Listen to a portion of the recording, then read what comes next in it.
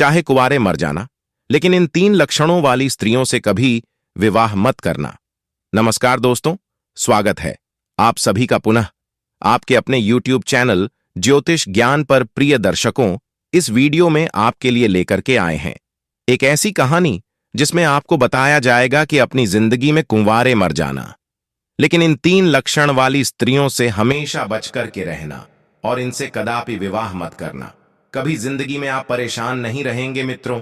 यह कहानी आपको बहुत अच्छी जानकारी और सीख देकर के जाएगी। तो चलिए मित्रों, आपका कीमती समय बर्बाद ना करते हुए अब सीधे कहानी पर ही पहुंचते हैं। प्रिय दोस्तों, एक समय की बात है, किसी जंगल में तोता और मैना का जोड़ा एक वृक्ष की डाल पर बैठा हुआ था। तोता मैना से कहा कि हे मैना रानी, आज का समय बहुत ही बदल चुका है। मैना कहने लगी, जी ऐसा क्या समय बदल चुका है?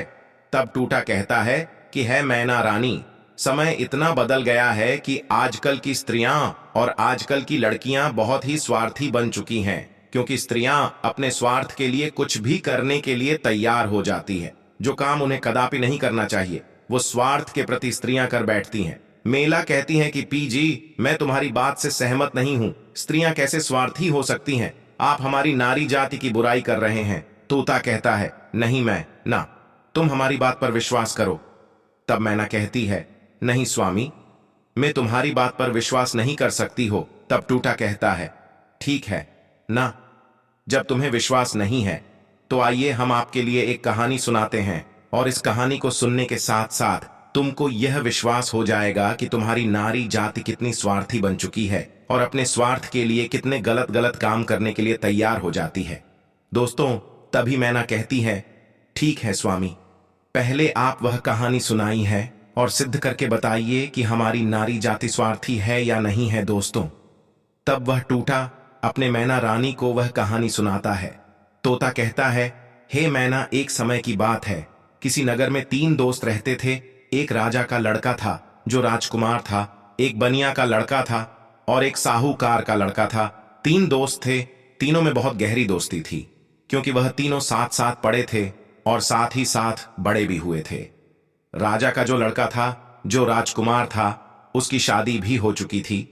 मित्रों, एक दिन की बात है, तीनों दोस्त राजा के बगीचे में टहल रहे थे। तो राजकुमार, जो राजा का लड़का था, वह अपने दोस्तों से कहता है, भाई कल चलते हैं और अपनी पत्नी को उसके मायके से बुला करके लिए आते हैं, क्योंकि बहुत दिन हो चुके हैं और हमें अपनी पत्नी की बहुत याद आ रही है। इसीलिए कल ससुराल में चलते हैं और तुम हमारे साथ चलो और हम अपनी पत्नी को बुला लाए। तब इन दोनों दोस्तों ने कहा, जो साहूकार का लड़का था और बनिया का लड़का था, इन दोनों ने बोला, भाई तुम तो अपने ससुराल में पहुंच जाओगे और ससुराल में ससुर जी के महल में आराम से सो गए, लेकिन हम कहां जाएंगे? तब राजकुमार कहता है, मेरे भाई तुम कोई सराय देख लेना, और एक रात की ही तो बात है, रात सराय में काट लेना और सुबह मैं अपनी पत्नी को लेकर के आ जाऊंगा और आराम से घर के लिए निकल चलेंगे। दोस्तों, राजकुमार के बात को सुनकर कि दोनों दोस्त, साहूकार का लड़का और बनिया का लड़का जो था, वो सहमत हो जाता है। लेकिन बनिया का लड़का जो था वह बहुत ही चालाक और चतुर था, और जो राजा का लड़का राजकुमार और साहूकार का बेटा बिल्कुल भूले और नादान थे। दोस्तों, दोनों दोस्त जब सहमत हो गए तो दूसरा दिन होता है और दोनों दोस्त अपने दोस्त राजकुमार के साथ में वहां से चल देते हैं, और चलते चलते 3 दिन इनके रास्ते में लग गई। और 3 दिन के बाद में राजकुमार अपने ससुराल के पास में जब पहुंचता है, उस नगर के पास में जब पहुंचता है, तो राजकुमार अपने दोनों दोस्तों से कहता है, मेरे भाई यहां कोई सराय देख लेना और रात उस सराय में काट लेना, और मैं ससुराल जाता हूं, सुबह जल्दी आ जाऊंगा। तोता कहता है, हे मैना, राजकुमार इतना कहने के बाद अपने ससुराल के लिए चला जाता है, और इधर साहूकार का लड़का और बनिया का लड़का सराय की तलाश में निकल जाते हैं। ढूंढते ढूंढते उनको एक सराय दिखाई देती है, और सराय के जब समीप पहुंचते हैं तो उन्होंने देखा कि यहाँ खाने पीने की भी व्यवस्था सही है और रोकने की भी व्यवस्था सही नजर आ रही है। दोस्तों, सराय के दरवाजे पर जब वे पहुंचे तो वहां उन्होंने एक बुढ़िया को देखा। उस बुढ़िया के पास में जाकर कहने लगा, हे माता, हमें सराय में रात व्यतीत करने के लिए आए हैं और सुबह चले जाएंगे। हमारे लिए सराय में जगह दे दो जो हम रात सही से काट सके। दोनों दोस्तों की बात को सुनकर कि वह बुढ़िया जो थी वो कहने लगी, देखो बेटा, चाहे कहीं भी रुक जाओ, चाहे कहीं भी जाकर के रात काट लो, लेकिन सराय में अपना रुख है, इस सराय में आप रात में गुजारे। तब दोनों दोस्त ने पूछा, ऐसा क्यों माता? तब बुढ़िया कहती है, मेरे पुत्र, इसमें अगर आप रुके तो आप जिंदा नहीं बचेंगे, क्योंकि आपकी मृत्यु हो जाएगी। दोस्तों, इस तरह से वह बुढ़िया झूठी साहूकार के लड़के और बनिया के लड़के को समझा रही थी। तब तक एक बहुत सुंदर लड़की, एक बहुत सुंदर युवती दरवाजे के भीतर उस साहूकार के लड़के को दिखाई दे जाती है। साहूकार के लड़का ने जब उससे सुंदर युवती को देखा तब उस पर मोहित हो गया और उसके साथ रात में रुकने के लिए वो तैयार था। उतावला हो रहा था कि किसी न किसी तरीके से हम इसके साथ रात गुजार ले। मित्रों, इधर वह बुढ़िया समझाती रही, लेकिन साहूकार का लड़का नहीं माना। साहूकार का लड़का जो था वह अपने दोस्त से कहता हुआ गया कि दोस्त, तुझे कहीं जगह मिल जाए तो तू रुक लेना, पर हम तो इसके साथ में ही रुकेंगे दोस्तों। इतना कहने के बाद में वह साहूकार का लड़का जो था उस सुंदर युवती के साथ में रुकने के लिए वो अंदर चला गया। और जो सराय में एक हॉल टाइप का रोल यानी हॉल जैसा एक कमरा था, वह बहुत गहरा और लंबा था। उसमें वह सुंदर युवती के साथ में साहूकार का बेटा चला जाता है। दोस्तों, इधर रात हो चुकी थी और सोने का भी वक्त कुछ समय में होने वाला था। दोस्तों, वो तोता मैना से कहता है, इधर साहूकार का लड़का उस सुंदर युवती के साथ में सराय के अंदर चला गया, लेकिन बनिया का लड़का बाहर रह गया, जो बहुत ही चालाक था। वह चतुर्थ था और समझदार था। बनिया का लड़का ने उसे रोका भी, लेकिन वो नहीं माना। अब दोस्तों, बनिया का लड़का जो था वह बुढ़िया के पास फिर से पहुंचता है और कहता है, हे बूढ़ी, मैं आपकी बात को समझा नहीं। आपने कहा कि सराय में जो रुकेगा उसकी मृत्यु हो जाएगी और वह सुबह जिंदा लौटकर नहीं आएगा। इसका क्या कारण है? बताने की कृपा करें। मित्रों, तब वह बुढ़िया कहती है, बेटा, तुम उसे रोक रहे थे, लेकिन तुम्हारा दोस्त नहीं माना। मुझे डर है कि वो सुबह आपको जिंदा नहीं मिलेगा। बनिया का लड़का कहने लगा, वही तो मैं आपसे जानना चाहता हूं माता, बात क्या है? खुल करके बताओ।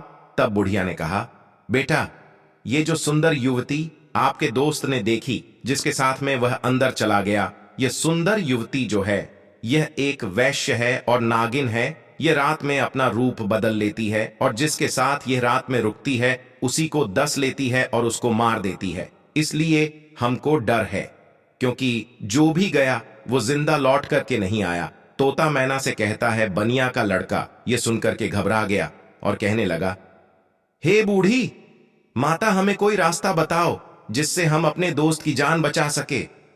तो बुढ़िया कहती हैं कि बेटा, मैं तुम्हें एक तलवार देती हूं और अगर तुम उस नागिन का वध कर सको तभी तुम्हारा दोस्त बच पाएगा। बनिया का लड़का समझदार और चतुर था। वो तैयार हो गया और कहने लगा, माता लाइए तलवार, मैं अपने दोस्त का जान जरूर बचाऊंगा, चाहे हमारी जान ही क्यों न चली जाए। मित्रों, बुढ़िया बनिया के लड़के को तलवार देती है और वो चुपके से सराय के अंदर घुस जाता है और जहां उसका दोस्त साहूकार का बेटा उस वैश्य के साथ में लेटा हुआ था, वहीं पास में एक कोने में जाकर के बैठ जाता है और इंतजार करने लगता है कि कब ये नागिन का रूप धारण करें और हम इसको मारे। दोस्तों, आधी रात का समय होने वाला था और तभी वह सुंदर युवती जो नागिन थी वह अपना रूप बदलती है और जैसे ही साहूकार के लड़के को काटने वाली होती है तो उसका दोस्त बनिया तलवार ली तो बैठा ही था। एकदम से उसने तलवार चलाई और उस नागिन का वध कर दिया और वह सुंदर युवती मर गई। दोस्तों, इस तरीके से उसने अपने दोस्त की जान बचाई और उस मरी हुई नागिन को पलंग के नीचे रख दिया एवं छिपा दिया। दोस्तों, तब तोता मैना से कहता है, वह बनिया का लड़का जो था, इतना काम करने के बाद, अपने दोस्त की जान बचाने के बाद सराय से बाहर निकल आता है और जब बाहर निकल आया तो उसने क्या देखा कि एक सुंदर स्त्री जो है वह जंगल की तरफ जा रही है। उसने देखा और विचार किया कि यह सुंदर स्त्री जंगल में इतनी रात में कहां जा रही है, हमें देखना चाहिए, इसके पीछे पीछे जाना चाहिए और यह जानकारी लेना चाहिए कि यह जा कहां रही है। वह बनिया का लड़का जिसके हाथ में तलवार था, जिसने नागिन का वध किया था, वह उस सुंदर स्त्री के पीछे चल देता है और वह बनिया का लड़का सोचता जा रहा है कि देखें ये कहां जा रही। वो स्त्री चलती चली गई और जंगल में एक साधु का आश्रम था और वो स्त्री साधु के आश्रम पर पहुंच गई और जाकर के उसने साधु से मुलाकात की और वो सारा नजारा बनिया का लड़का दूर से ही देख रहा था। जब उसका जाने का समय हुआ तो साधु से मिलने के बाद फिर वह सुंदर स्त्री हाथ जोड़ करके कहने लगी, आज आपसे मेरी आखिरी मुलाकात है। साधु कहने लगा वो की ओर, तो वह सुंदर स्त्री जवाब देती है, हमारे पति हमें लेने के लिए आए हैं और अभी हमारे घर पर ठहरे हुए हैं। कल मैं अपने पति के साथ ससुराल चली जाऊंगी, आज के बाद फिर मैं आपसे मिलने के लिए नहीं आ पाऊंगी। तब वह साधु कहने लगा, रोजाना तो हमारे पास आती थी, लेकिन अब हमें धोखा दे करके हो और कह रही हो कि अपने पति के साथ जा रही हो। तब वह सुंदर स्त्री जवाब देती है, हाँ, मेरा पति मेरे घर पर ठहरा हुआ है और कल मैं ससुराल चली जाऊंगी। हमें माफ करना, अब मैं आज के बाद तुम्हारे पास मिलने नहीं आऊंगी। दोस्तों, उस सुंदर स्त्री के बात को सुनकर साधु को गुस्सा आ जाता है और साधु जो है गुस्सा में उसकी नाक काट देता है। और जब उसकी नाक कट जाती है तो उसे पीड़ा होती है और वह पीड़ा को सहन करती हुई चिल्लाती हुई अपने घर के लिए भाग खड़ी होती है।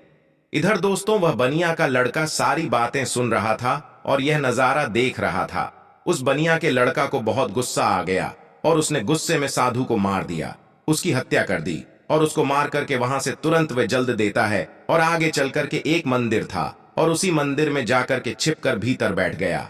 अब वह सोचता है कि हे प्रभु, इस दुनिया में हो क्या रहा है। अब इधर जो वह बनिया का लड़का मंदिर के अंदर बेचारा चुपचाप बैठा हुआ था, वहां पर को छोड़ आते हैं और चोर मंदिर के बाहर से हाथ जोड़ करके कहता है, हे देवी माँ, हम चोरी करने के लिए जा रहे हैं और अगर ये हमारी चोरी आसानी से हो जाए और हम न पकड़े गए तो कल हम तुम्हारे पास तुम्हारे लिए राजा के लड़की को लाएंगे और उसकी बलि चढ़ाएंगे।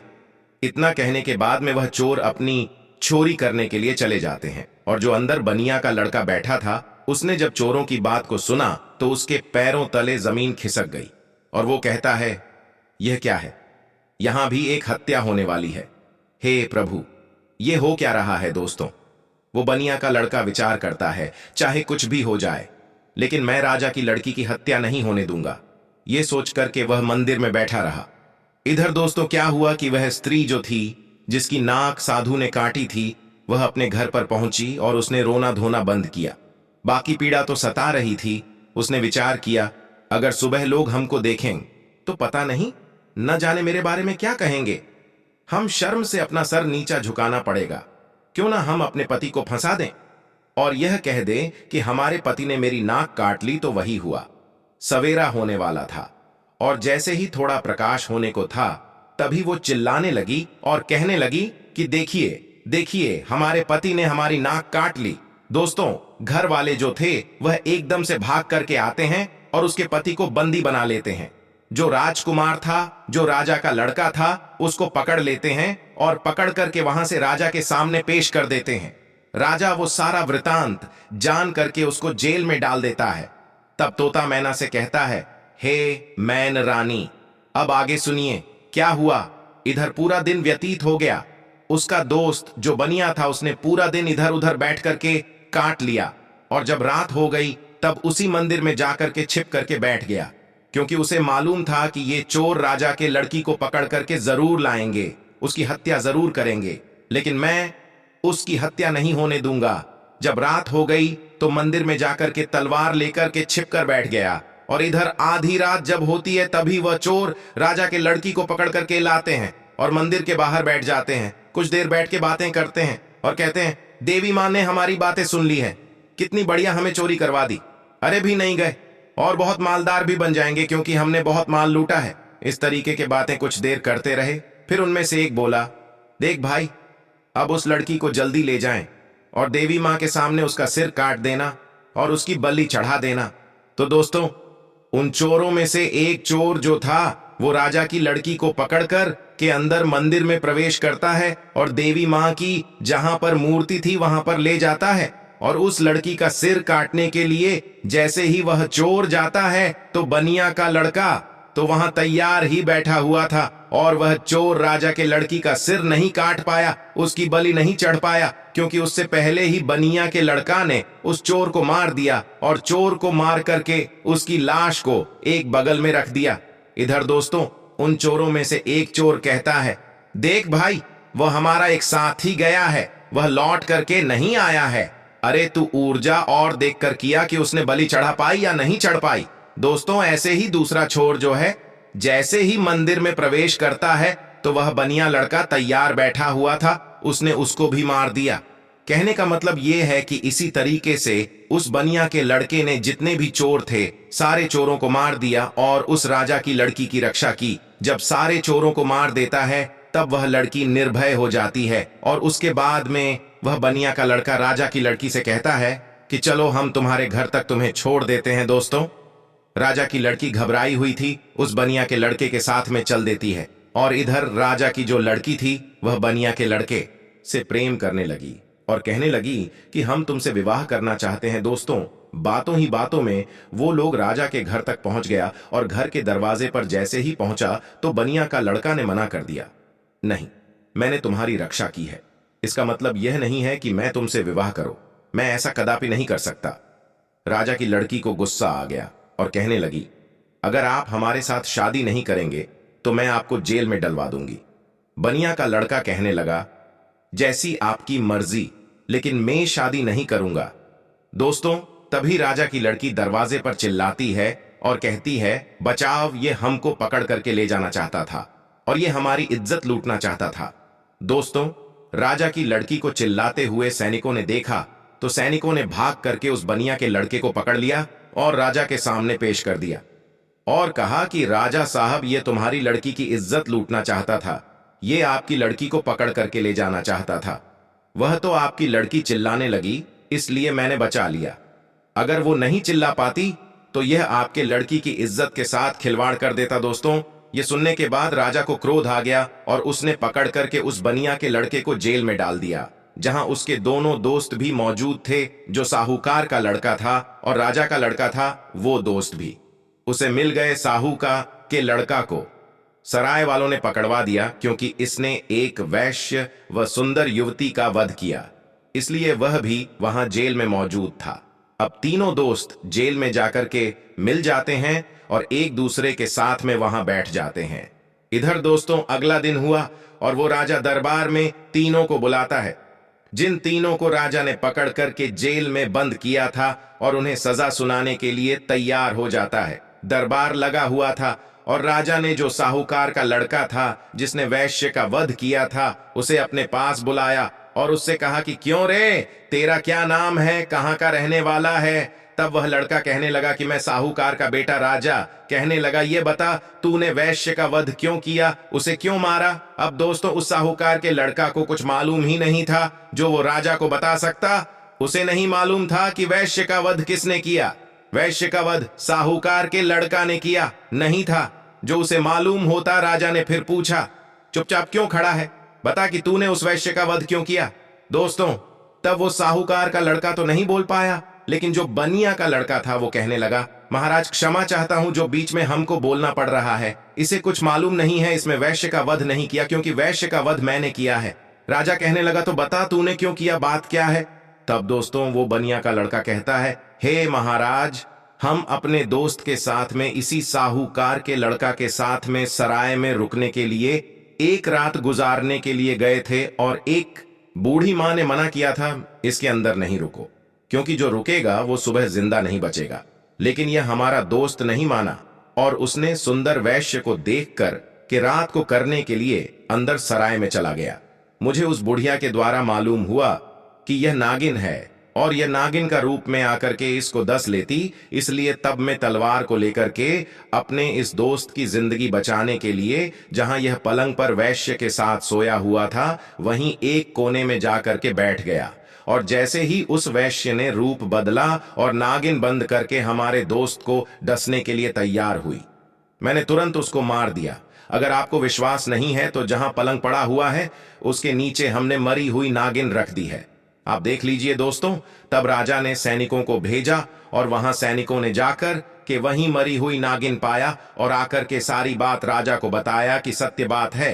तो दोस्तों राजा प्रसन्न हो गया और कहने लगा, ठीक है, तुम दोस्ती का फर्ज निभाया है जो अपनी दोस्त की जिंदगी बचाई है। दोस्तों राज साहूकार के लड़का को छोड़ देता है। उसके बाद में राजा जो था वो राजकुमार यानी कि जो राजा का लड़का राजकुमार जो था उसको बुलाता है और उससे पूछता है कि तू बता कि तूने अपनी पत्नी की नाक क्यों काटा। अब दोस्तों उसको भी नहीं मालूम था नाक किसने काटी है, वह भी चुपचाप खड़ा था। राजा ने फिर 2 बार पूछा कि बोल क्यों नहीं रहा है कि तूने अपनी पत्नी की नाक क्यों काटा। तब दोस्तों वो बनिया का लड़का फिर से हाथ जोड़ करके कहने लगा कि महाराज क्षमा करें, इसको भी नहीं मालूम इसने अपनी पत्नी की नाक नहीं काटी है। नाक किसने काटी है वो सारा वृत्तांत मैं आपको सुनाता हूं। तब उस बनिया के लड़के ने राजा को बताया कि यह लड़की साधु से प्रेम करती है। रात में साधु से मिलने के लिए गई, मैं इसके पीछे पीछे गया। इसने कहा कि मैं कल से तुमसे मिलने नहीं आ सकती, मेरा पति मुझे लेने के लिए आया है। यह सुनकर के उस साधु ने इसकी नाक काट लें और इसमें आ करके अपने पति को फंसा दिया। इसमें गलत किया। राजा कहने लगा तेरी बात पर विश्वास कैसे करूं। तरबूज बनिया के लड़के ने कहा महाराज सैनिकों को भेजी है जहां उस साधु का आश्रम है, देख लीजिए कि मैंने साधु का वध कर दिया है। दोस्तों सैनिक जाते हैं आश्रम पर, उस मरे हुए साधु को देखते हैं तो आकर के राजा को बताते हैं कि महाराज बात सत्य है। दोस्तों तब वो राजा उस राजकुमार को भी छोड़ दें आता है, वह भी बच जाता है। दोस्तों फिर तोता कहता है कि है मैना, अब आई बारी उसी बनिया के लड़का की जिसने राजा के सामने अपने दोस्तों की जिंदगी बचाई। राजा उस बनिया के लड़का से बोलता है कि तूने तो अपने दोस्त को बचा लिया, लेकिन अब तू बता कि तो हमारी लड़की को पकड़ करके क्यों ले जाना चाहता था, इसके साथ में दुर्व्यवहार करना क्यों चाहता था, इसकी इज्जत से खिलवाड़ करना चाहता था। अब तो नहीं बचेगा दोस्तों। तब वह बनिया का लड़का कहता है कि महाराज क्षमा करें, ये आपकी लड़की जो है ना, इसने हमें गलत फंसाया है। आपकी लड़की की बलि चढ़ाने के लिए कुछ चोर को पकड़ करके लिए गए थे, मैं उसी मंदिर में था, मेरे हाथ में तलवार थी क्योंकि मैं साधु को मार करके आया, और आपकी लड़की को मारने के लिए जैसे ही एक चोर अंदर मंदिर में आता है मैंने उसको मार दिया, दूसरा आता है उसको भी दिया। इसी तरीके से जितने भी चोर थे मैंने सबको मार दिया और सभी मंदिर में ही पड़े हुए हैं। अगर विश्वास नहीं है तो सैनिकों को भेज करके देख लीजिए। दोस्तों वही हुआ, सैनिक जाते हैं मंदिर के पास में, मंदिर में जाकर के देखते हैं तो उन चोरों की लाशें पड़ी हुई थीं।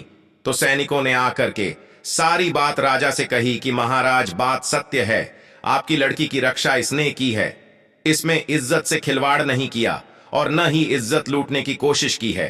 वह बनिया का लड़का कहता है हां राजा साहब, मैं आपकी लड़की को पकड़ करके क्यों ले जाऊंगा। और सुनिए महाराज, चोरों से बचा करके जवाब के लड़की को घर छोड़ने के लिए आ रहा था, तब आपकी लड़की हम पर सत्य हो गई, प्रेम करने लगी और विवाह करने की जिद करने लगी। मैंने कहा मैं ऐसा कदापि नहीं कर सकता, मैंने जिस लड़की की रक्षा की है और उसके बदले में मैं उससे विवाह कर उसकी इज्जत से खिलवाड़ करो, ऐसा मैं नहीं कर सकता। मैंने उसे मना किया तो उसने कहा अगर तुम हमसे विवाह नहीं करोगे तो हम अपने पिता से कहकर तुम्हें जेल में डलवा देंगे, और उसने वही किया।